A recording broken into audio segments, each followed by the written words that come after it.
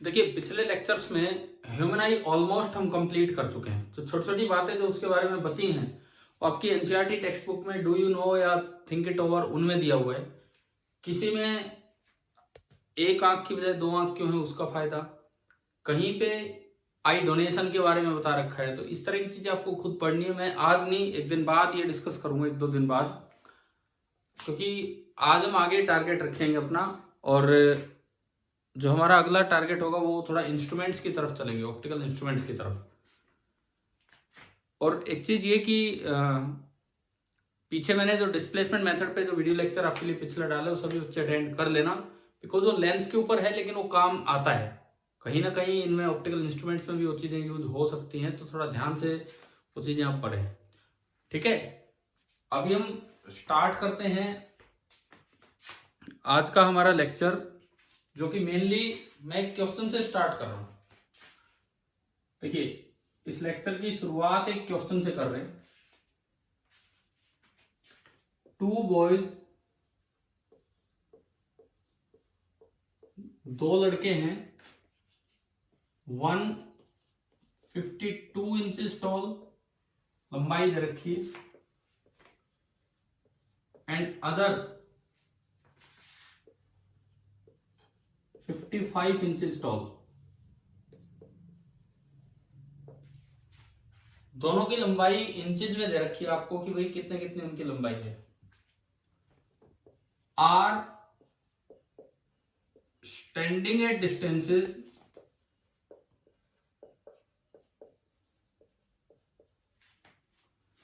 4 metre and 5 metre respectively from an eye या from an observer.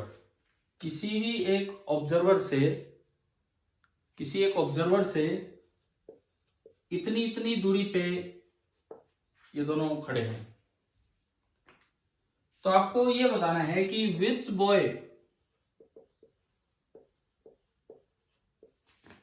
Will appear taller, which boy will appear taller. एक की लंबाई है 52 inch और एक की लंबाई है 55 इंच। एक ऑब्जर्वर से 4 मीटर दूर खड़ा और एक 5 मीटर दूर, तो कौन सा उन्हें लंबा दिखेगा? भाई एक्चुअली कौन लंबा है ये बताओ पहले। मान लो मैं फर्स्ट बॉय को ए बोलता हूं, this is boy A and this is the boy B. वैसे बताओ ए बड़ा है कि बी बड़ा है? ए बड़ा है। तो फिर इसका आंसर ए आएगा या कुछ और भी हो सकता है? मतलब कौन बड़ा है? बी बड़ा है। वैसे तो बी बड़ा है, तो इसका आंसर बी आएगा, ए आएगा, या हम बता ही नहीं पाएंगे? क्योंकि देखो ये क्यों पूछा है सवाल।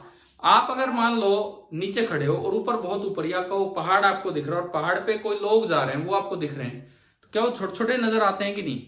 अगर काफी ऊंचाई है ना, तो ये भी तो हो सकता है कि वो थोड़ा दूर कर दिया, 4 मीटर की बजाय 5 मीटर पे कर दिया, तो हो सकता है 55 इंच वाला छोटा नजर आ जाए। अब ये कैसे डिसाइड होगा?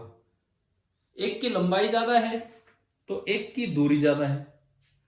लंबाई जिसकी ज्यादा होगी वो बड़ा नजर आना चाहिए, परंतु दूरी भी उसी की ज्यादा कर दी तो दूर जो होता है वो छोटा नजर आता है। तो अब ये चीज कैसे डिसाइड होगी कि कैसे हम पता लगाएं कि कौन इस ऑब्जर्वर को बड़ा दिखेगा और कौन छोटा? विजुअल एंगल क्या होता है? विजुअल एंगल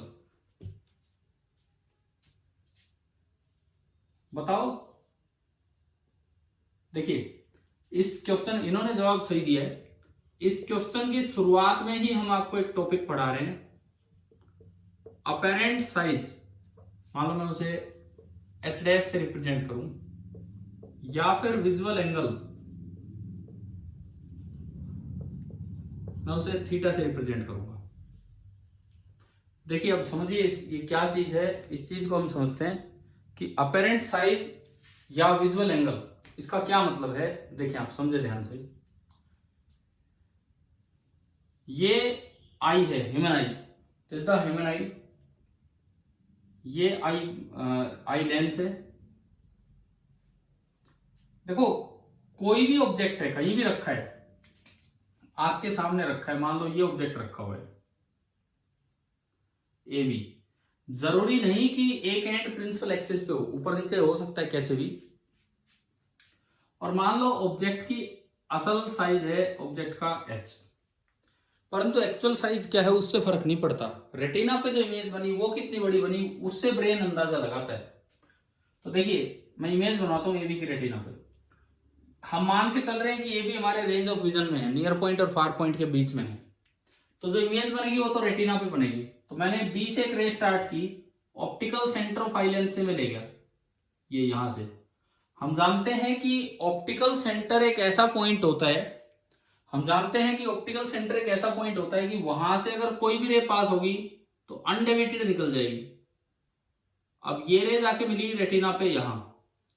अब हम ये भी जानते हैं कि अगर ये हमारे रेंज ऑफ विजन में है तो आई लेंस की फोकल लेंथ इस तरह एडजस्ट हो जाती है कि इमेज रेटिना पे ही बनेगी, तो एक रे सफिशिएंट है। अब दूसरी कोई भी रे लोगे बी से, वो भी वहीं जाके मिलनी है। तो बी की इमेज बनी बी डैश। बताओ बी की इमेज कैसे बनाई, क्या ये समझ में आ गया? यस ठीक है। सिमिलरली आप जो ए एंड पॉइंट है उसको भी ऑप्टिकल सेंटर से पास कराओ उससे एक रे, और सीधी जाने तो जहां भी जाइए। तो मैंने ऑप्टिक प्रिंसिपल एक्सिस पे बांध दिया, नीचे होता तो ऊपर जाती। और ये इमेज बनी ए डैश, तो ये आपकी रेटिना पे ऐसी इमेज बनती है रियल, क्योंकि ये स्क्रीन पे आ रही है, और इन्वर्टेड, ये ऊपर है भी और उसमें नीचे। तो real and inverted image is formed on the retina. अब देखो रेटिना पे ये इमेज बनी है, तो असल साइज तो h है, परंतु इसका जो साइज होगा उसे बोलते हैं एच डैश, वो अपेरेंट साइज होता है। हमें कोई चीज छोटी या बड़ी नजर आएगी, वो h1 h2 कंपेयर नहीं करने, h1 डैश और h2 डैश कंपेयर करने, इससे पता लगेगा कि कौन सा ऑब्जेक्ट छोटा नजर आएगा और कौन सा बड़ा। अच्छा देखो, this is the diameter of eye ball, let it be D not. कुछ भी आप मान सकते हो यार, ये तो कोई स्टैंडर्ड सिंबल तो है नहीं, मैं आर नॉट बोल दिया। आर नॉट मैंने बोला, आर नॉट है diameter of eyeball, R naught is the diameter of eyeball, eyeball का डायमीटर आर नोट है। This is fixed for a particular eye. भाई आपको कोई भी एक आंख दिए तो उसका डायमीटर तो फिक्स ही होगा, और लगभग ये फिक्स ही होता है 2.5 सेंटीमीटर के आसपास, 2.3 to 2.5 सेंटीमीटर के आसपास। सपोज ये एंगल थीटा है, तो ये भी वर्टिकली अपोजिट एंगल है, ये भी थीटा ही होगा। अब अगर आप इसमें लगाएं length of the arc, length of the arc H dash apparent size is equal to central angle और रेडियस, तो ये आपका बनेगा आर नॉट इंटू थीटा। बताओ ये वाला रिलेशन आ गया समझ में? H dash is equal to R naught into theta. बताइए क्लियर है क्या सभी को? ठीक है। और इक्वल टू और कांस्टेंट, ये constant R naught, equal to और कांस्टेंट हटा के आप प्रोपोर्शनलिटी साइन लगा सकते हैं, तो H dash is proportional to theta. इसका मतलब जो अपेरेंट साइज है वो थीटा पे डिपेंड करता है। थीटा ये जो यहाँ है वो यहाँ है, और ये होता है विजुअल एंगल, कि बाहर से उस ऑब्जेक्ट के दोनों एंड पॉइंट्स ने आंख पे कितना एंगल बनाया है, that is the visual angle. इसका मतलब अपेरेंट साइज बड़ा उस ऑब्जेक्ट का नजर आएगा जिसका विजुअल एंगल बड़ा हो। ये बात होगी क्लियर? ठीक है। अब थीटा कैसे निकाल लेना है? थीटा यहां से निकालो, टेन थीटा देख लो, टेन थीटा कितना होता है? मान लो ये डिस्टेंस है एक्स नॉट, ये डिस्टेंस एक्स नॉट, ये ऑब्जेक्ट का एक्चुअल साइज है h, तो टेन थीटा कितना हो गया? h upon x not. जिसका टेन थीटा ज्यादा होगा उसका थीटा भी ज्यादा होगा, जिसके लिए टेन थीटा ज्यादा होगा उसके लिए थीटा भी ज्यादा होगा, क्योंकि थीटा बड़ा होने पे साइन और टेन बड़े होते हैं। या फॉर स्मॉल एंगल अगर ये छोटा हो तो आप ये भी लिख सकते हैं कि theta is nearly equal to h by X naught. मतलब आप h by X naught compare कर लो, जिसके लिए h बाई एक्स नॉट बड़ा है उसके लिए टेन थीटा बड़ा है, उसके लिए थीटा बड़ा है, और उसके लिए h डैश बड़ा होगा, तो वो ऑब्जेक्ट बड़ा नजर आएगा। चलिए विजुअल एंगल क्या होता है, क्या यहां तक आया समझ में? ठीक है। अब इस सवाल पे आओ, ये जो क्वेश्चन जहां से हमने शुरुआत की आज की क्लास की, वहां हम आते हैं। Two boys 152 inches tall and other 55 inch tall, मतलब ये h दिया है दोनों का h, standing at distance 4 metre and 5 metre, ये x नोट दिया है। तो which boy will appear taller. पहले मैं ए के लिए बात करूं, ए के लिए एच बोलो। ए के लिए एच कितना है 52 इंच, और ए के लिए एक्स नॉट कितना है, कितनी दूर है वो ए 4 मीटर। तो ए के लिए एच बाई एक्स नॉट कितना होगा, H by X not 52/4 13 inch पर मीटर आ गया। वैसे ना आपको कोई सोचे यार ये तो इंचेज में आ गया, इंचेज में तो हम याद ही नहीं रखते, कोई बात नहीं, फर्क नहीं पड़ रहा है इंच और मीटर आने से। इंच पर मीटर में उसका एंगल निकाल दो एच बाई एक्स नॉट, फिर कंपेयर कर दो, क्या फर्क पड़ रहा है। कभी कन्वर्जन आपको करना पड़े इस सवाल में तो जरूरत है नहीं। तो एक बात याद रखना कि 1 फुट, 1 फुट में कितने इंच होते हैं भाई, 1 फुट में कितने इंच होते हैं, नहीं पता, 12 इंच। ये तो एक बड़ी यार वैसे ना एक कॉमन सी जानकारी है। 1 फुट तो एक कॉमन सा, क्योंकि अपने आप ब्रिटिश शासन रहा है कई साल, तो फुट और इनमें डिस्टेंसेस मेजर की जाती हैं। ये एफपीएस ये ब्रिटिश सिस्टम था जिसमें फुट और इंचेस चलते थे। तो 1 फुट में 12 इंच होते हैं। पता था या नहीं पता था किसी बच्चे को भी?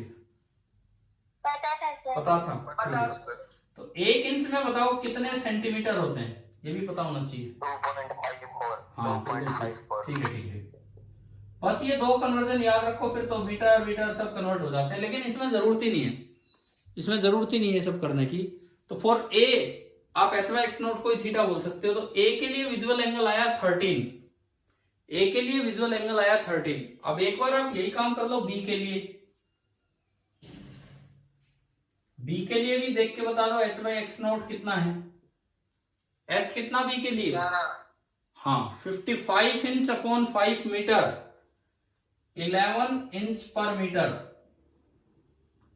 तो ए के लिए थीटा लगभग 13, बी के लिए थीटा लगभग 11। तो थीटा बड़ा किसके लिए, विजुअल एंगल बड़ा किसके लिए, ए के लिए।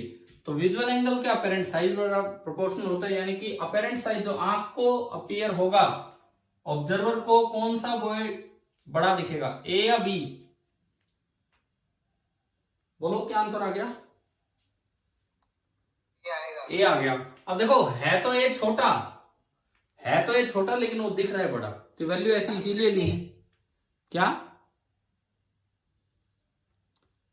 कोई कंफ्यूजन तो नहीं है ना, विजुअल एंगल क्या होता है, अपेरेंट साइज क्या होता है, इससे कैसे कोई छोटा बड़ा दिखेगा ये चीज? ठीक है चले आगे बढ़ते हैं। अब विजुअल एंगल क्या दोबारा बोलो।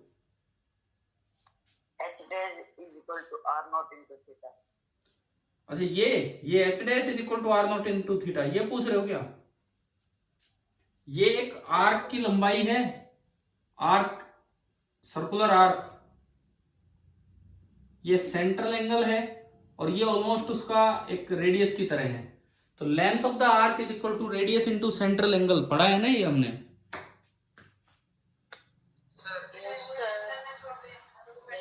तो उससे हमने लिखा है। और बताओ यार विजुअल एंगल, या इसमें कोई और कंफ्यूजन है क्या अभी?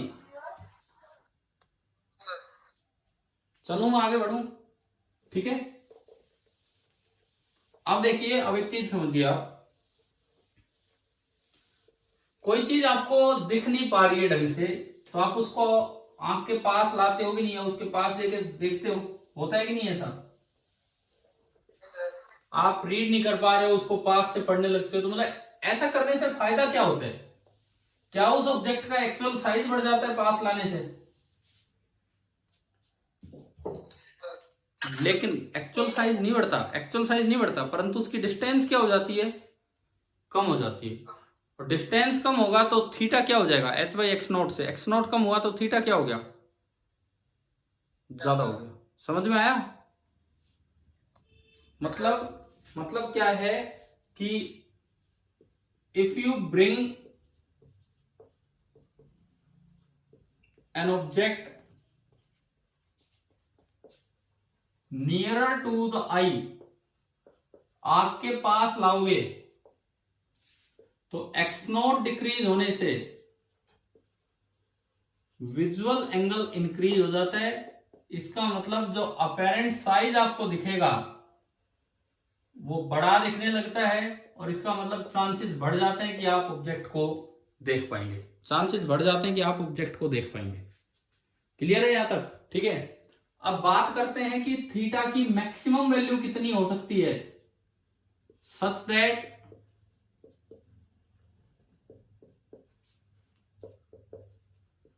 The image is formed at retina।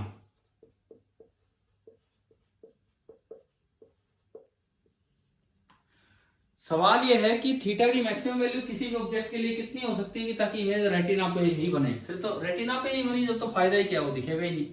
ये आई बॉल या आई लेंस, देखिए ये हमारा नियर पॉइंट और ये इंफिनिटी पे जाके फार पॉइंट।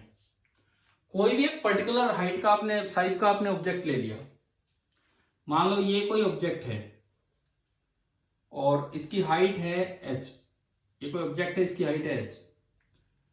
फिलहाल इसने जो विजुअल एंगल बनाया होगा, this is theta and this is h by x note, theta is h by x note.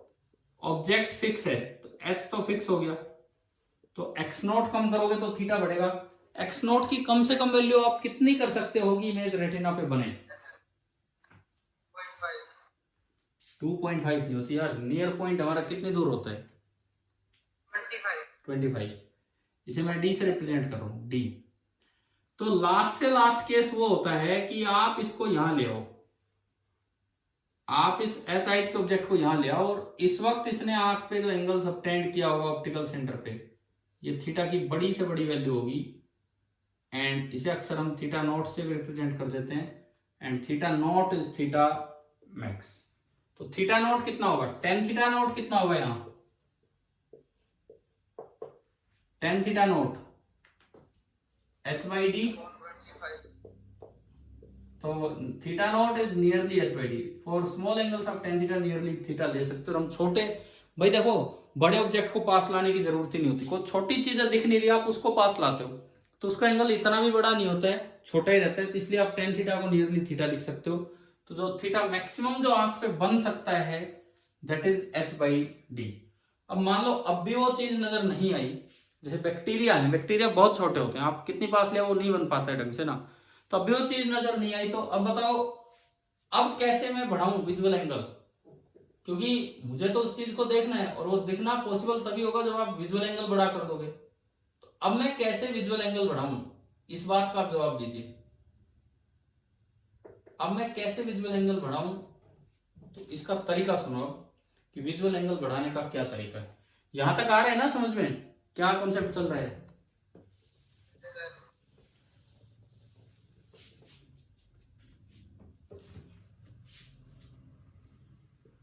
इसके लिए जो हम पढ़ रहे हैं अभी उसे बोलते हैं सिंपल माइक्रोस्कोप या फिर मैग्नीफाइंग ग्लास या magnifying lens.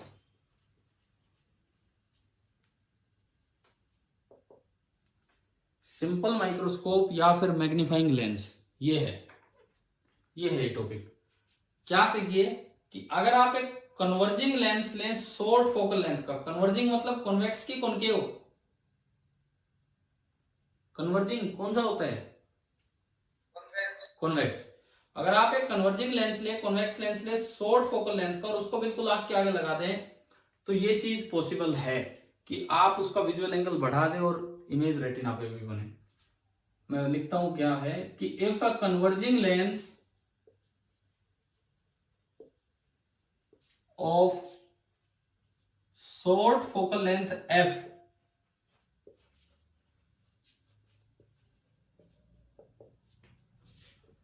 if a converging lens of short focal length f कितना छोटा लेना है, जो 25 सेंटीमीटर है आंख का नियर पॉइंट उससे कम लेना। अभी समझेंगे कैसे। अगर आप एक कन्वर्जिंग लेंस लें छोटी फोकल लेंथ f का और उसको रख दें जस्ट आंख के सामने, is placed just in front of the I,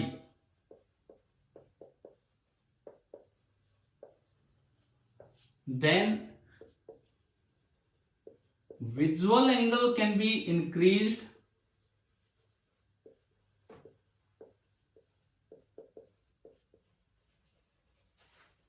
by maintaining the image at retina.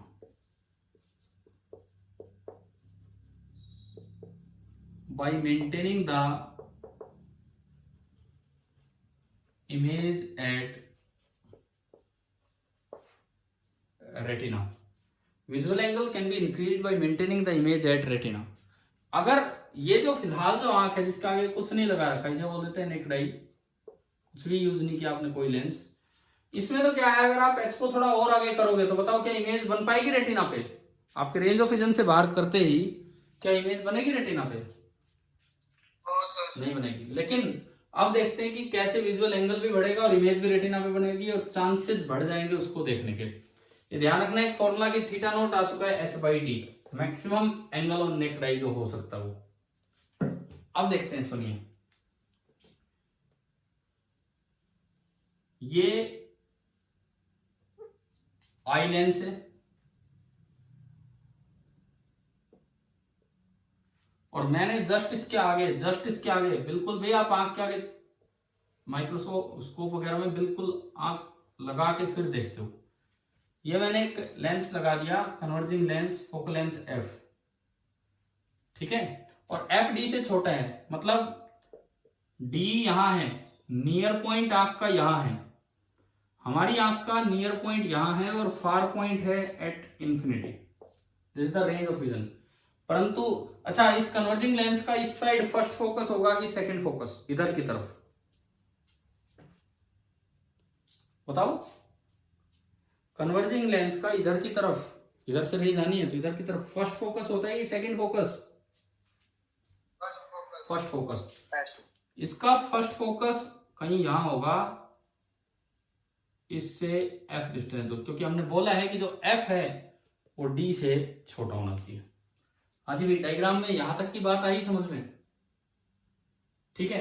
Yes sir. अब देखो, आप ऑब्जेक्ट वैसे तो आप नियर पॉइंट पे ही रख पा रहे थे, उससे आगे लाते ही इमेज गड़बड़ हो रही थी। अब आप क्या करो, ऑब्जेक्ट को उठा लाओ और इसके फोकस पर रख दो। जो भी ऑब्जेक्ट था, मान लो ए बी नाम न दूं, जो भी ऑब्जेक्ट था ए बी जिसकी हाइट थी h थी, आपने उसको रख दिया लेंस के फर्स्ट फोकस से। अब आई की रेंज ऑफ विजन से तो ये ऑब्जेक्ट बाहर हो गया है ना, आई की रेंज ऑफ विजन से तो ये ऑब्जेक्ट बाहर हो गया, लेकिन आपने एंगल बढ़ा दिया, आपने एंगल बढ़ाने का काम कर दिया। अब ये एंगल है थीटा, अगर ये यहां रखा होता, अगर ये यहां रखा होता तो बड़े से बड़ा एंगल कितना बना पाता है? अगर ये ऑब्जेक्ट यहां रखा होता नेक्ड आई के लास्ट पॉइंट पे, तो ये एंगल भाई लास्ट से लास्ट भी ये बन पाता, जो कि थीटा नॉट होता। थीटा बड़ा है कि थीटा नॉट, बताओ? थीटा बड़ा है। एंगल तो बढ़ा दिया, परंतु एक बकवास और होगी, ये रेंज ऑफ विजन से बाहर हो गया। पर डिफरेंस क्या होगा, आई के लिए ये ऑब्जेक्ट ही नहीं है। अब ये जो ए बी ऑब्जेक्ट है, ये तो इस ब्लू लेंस के लिए है, जो आगे आपने मैग्नीफायर या सिंपल माइक्रोस्कोप बोला है, उस लेंस के लिए ए बी ऑब्जेक्ट है। अभी बताओ, इसकी जो इमेज बनेगी वो आंख के लिए ऑब्जेक्ट का काम करेगी, तो इसकी इमेज कहां बनेगी? अगर फर्स्ट फोकस पे ऑब्जेक्ट रखा हो तो इमेज कहां बनती है? फर्स्ट फोकस पे, इंफिनिटी पे। तो अब क्या कीजिए, यहां से एक रे लीजिए, ऑप्टिकल सेंटर पे जाने दीजिए, इसके ऑप्टिकल सेंटर पे जाने दीजिए और उसको पास कीजिए और इसको पीछे ले जाओ। कहां ले जाओ भाई? ये पढ़ लिया ना आपने, लाइन मिटा दूं मैं इसको? देखिए अब हम क्या करेंगे इसमें,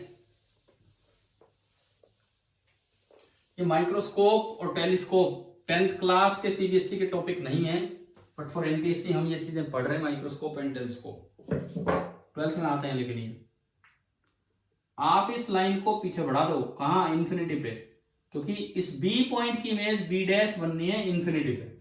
दूसरी रे अगर कोई बच्चा दिखाना चाहे तो भाई कैसे ही ले लो, कैसे भी ले लो सेकंड रे, जब हमें पता है कि फर्स्ट फोकस पे ऑब्जेक्ट है तो इमेज इंफिनिटी पे बनेगी, तो जो रे निकलनी है ना वो पैरेलल निकाल दो। ये दोनों रे आफ्टर रिफ्रैक्शन पैरेलल निकाल दो, पैरेलल, क्योंकि पैरेलल रे हम जानते हैं, पैरेलल रे अपने आप कहां जाके मिल जाती हैं? इन्फिनिटी पे। समझ में आया? रे डायग्राम यहां तक आ रहा है। बी कैसे बना, आप एक परपेंडिकुलर डाल दीजिए, परपेंडिकुलर डाल दीजिए, वो एक इमेज होगी ए डैश। तो आपने ये ए बी की एक इमेज बनवा दी ए डैश बी डैश, ठीक है। अब देखो आंख के लिए ऑब्जेक्ट ए बी है कि आंख के लिए object A dash B dash है, आई लेंस के लिए ए डैश बी डैश। लेकिन ए डैश बी डैश ने एंगल उतना ही बना रखा है जितना ए बी ने। देखो ना यही तो लाइन है भाई, विजुअल एंगल यही तो होता है, लास्ट की दो लाइनें। और ये यहां देख लो, तो क्या angle subtended by A dash B dash और ए बी सेम है कि नहीं इसमें, है ना? ठीक है, वो थीटा और थीटा थीटा नोट से बड़ा है। अब देखो object for eye, object for eye, आंख के लिए जो ऑब्जेक्ट है that is A dash B dash, उसने जो विजुअल एंगल बनाया वो है थीटा, जो कि थीटा नोट से बड़ा है। क्या ये ए डैश बी डैश आई की रेंज ऑफ विजन में है? है, बिल्कुल है, फार पॉइंट पे है। A dash B dash lies in the range of vision of eye, A dash B dash lies in the range of vision of eye. It means आप उसे देख पाओगे और साथ ही साथ थीटा नॉट से बड़ा एंगल भी कर दिया। तो मैंने अभी वही तो लाइन मिटाई थी ऊपर से कि एक कन्वर्जिंग लेंस क्या करेगा, विजुअल एंगल भी बढ़ा देगा और आई के रेंज ऑफ विजन में भी ऑब्जेक्ट को रखेगा। तो अब हमारी इमेज भी रेटिना पे बन पाएगी और साथ ही साथ ये चीज हमें नजर भी आएगी। तो बताओ देखना संभव हुआ कि नहीं बड़े विजुअल एंगल के साथ? ठीक है। अब यहां पे ये जो केस होता है ना, ये जब अब देखो आंख के लिए ऑब्जेक्ट पास नहीं है, चाहे आपने कितनी पास रख दिया हो, आंख के लिए ऑब्जेक्ट कहां है? इन्फिनिटी पे। इन्फिनिटी पे जब ऑब्जेक्ट होता है तो सिलरी मसल्स मोस्ट रिलैक्स्ड होता है या मोस्ट स्ट्रेन्ड होते हैं? रिलैक्स्ड। इसीलिए इस सिचुएशन को बोला जाता है, नाम दिया जाता है इस एडजस्टमेंट को नॉर्मल एडजस्टमेंट। जब भी कभी वर्ड आए नॉर्मल एडजस्टमेंट, तो इसका मतलब आपने इस तरह से माइक्रोस्कोप यूज किया है कि आई मसल्स रिलैक्स्ड हैं, मतलब जो फाइनली आई के लिए ऑब्जेक्ट का काम करे, जो फाइनली आई के लिए ऑब्जेक्ट का काम करे वो चीज इन्फिनिटी पे है। तो this is the normal adjustment case. क्या यहां तक आया समझ में? हाँ भाई बोलो, क्लियर है ना सभी को? अब यहाँ पे एक टर्म डिफाइन होती है, यहाँ पे एक नई टर्म डिफाइन होगी इस इंस्ट्रूमेंट के लिए, सिंपल माइक्रोस्कोप के लिए, जिसे बोलते हैं मैग्नीफाइंग पावर, या उसका दूसरा नाम होता है एंगुलर मैग्निफिकेशन। मैग्नीफाइंग पावर या एंगुलर मैग्निफिकेशन, प्लस माइनस वो तो डिपेंड करेगा। ये देखो फाइनल जो आंख के लिए ऑब्जेक्ट का काम कर रहा है ए डैश बी डैश, वो ए बी की तरह ही है या इन्वर्टेड है? ए बी की तरह है, तो ये प्लस हो जाएगा, मतलब ये प्लस चलेगा इस केस में। और ये एंगल की टर्म्स में होती है, एंगुलर मैग्निफिकेशन है। इस ऑब्जेक्ट ने जो आंख के लिए ऑब्जेक्ट का काम कर रहा है, इसने आंख पे एंगल कितना सबटेंड किया हुआ है, जितना ए बी ने कर रखा है, कितना किया हुआ है? थीटा डिवाइडेड बाई, अगर आपके पास ये माइक्रोस्कोप नहीं होता तो नेक्ड आई पे मैक्सिमम एंगल जो आप सबटेंड कर पाते वो कितना था वो? थोड़ा थीटा नोट। अब देखो थीटा नोट तो हमने पढ़ा हुआ है, where theta naught is equal to H by D. ध्यान है ना, ये अभी बनाया था, पीछे डायग्राम बनाया था। और थीटा अगर यहां से देखोगे तो एच बाई एफ है। अगर इस समय आप देखते हैं तो थीटा आपका है एच बाई एफ। तो आपने क्या किया, इनमें वैल्यूज पुट की, तो मैग्निफिकेशन इसका भी सिंबल एम ही है, थीटा ये एंगुलर मैग्निफिकेशन है, और पीछे जो एम हम पढ़ते थे वो लीनियर मैग्निफिकेशन होता था। लीनियर मैग्निफिकेशन होता था height of image upon height of object, ये एंगल की टर्म्स में, थोड़ा ध्यान देना, अलग है थोड़े से। तो theta upon theta note, theta तो है एच बाई एफ और थीटा नोट से डिवाइड करोगे तो डी बाई एच, एच से एच गया, तो जो मैग्निफिकेशन आई नॉर्मल एडजस्टमेंट में कितनी आ गई? D by F, angular magnification या मैग्नीफाइंग पावर। बताओ भाई क्या ये समझ में आ गया आप सभी को? हाँ भाई बोलो। ठीक है, अब अगर इसकी वैल्यू 10 है तो उसे लिखते हैं 10x। अगर मान लो कहीं लिखा हो 10x माइक्रोस्कोप, मतलब 10 टाइम्स, इसका मतलब ये जो मैग्निफिकेशन है 10 है। तो मान लो मैं एक क्वेश्चन पूछूं, बिना कॉपी पेन के आप जवाब दे सकते हो। एक सवाल मैं आपसे पूछ रहा हूँ यहाँ पे, इस पे माइक्रोस्कोप पे ही।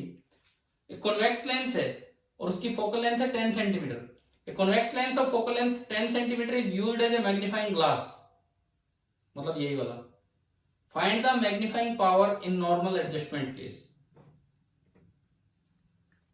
A convex lens of focal length 10 centimeter is used as a magnifying glass. Find the magnifying power in normal adjustment case.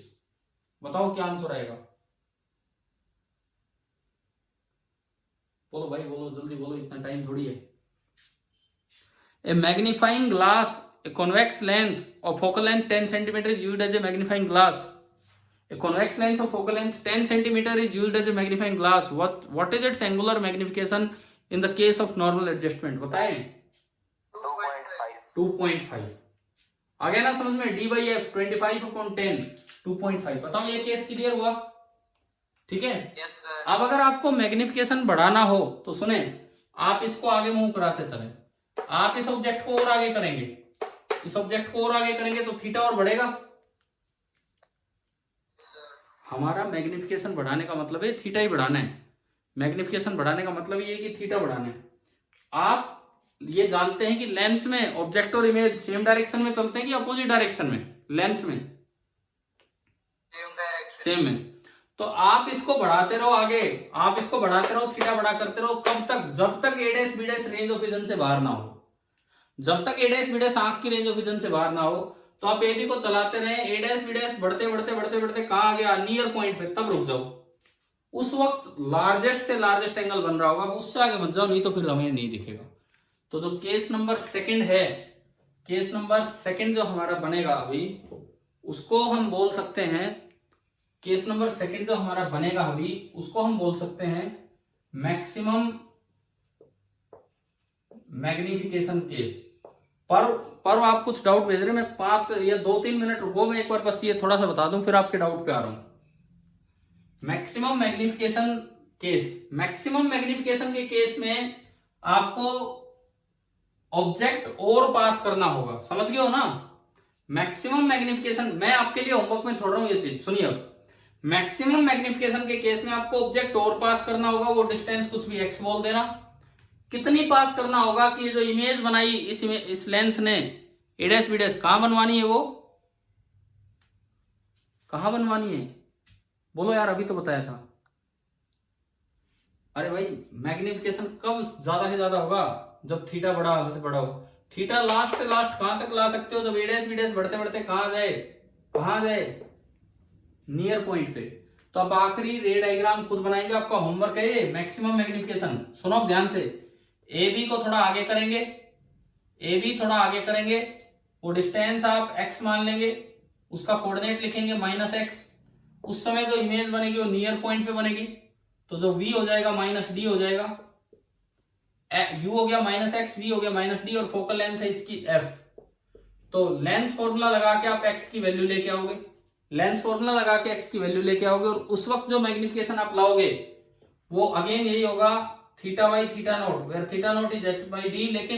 लेकिन थीटा h बाई f ना होके h बाई क्या होगा बताओ? उस केस में f नहीं है, इस बार f से थोड़ा कम है, h बाई x।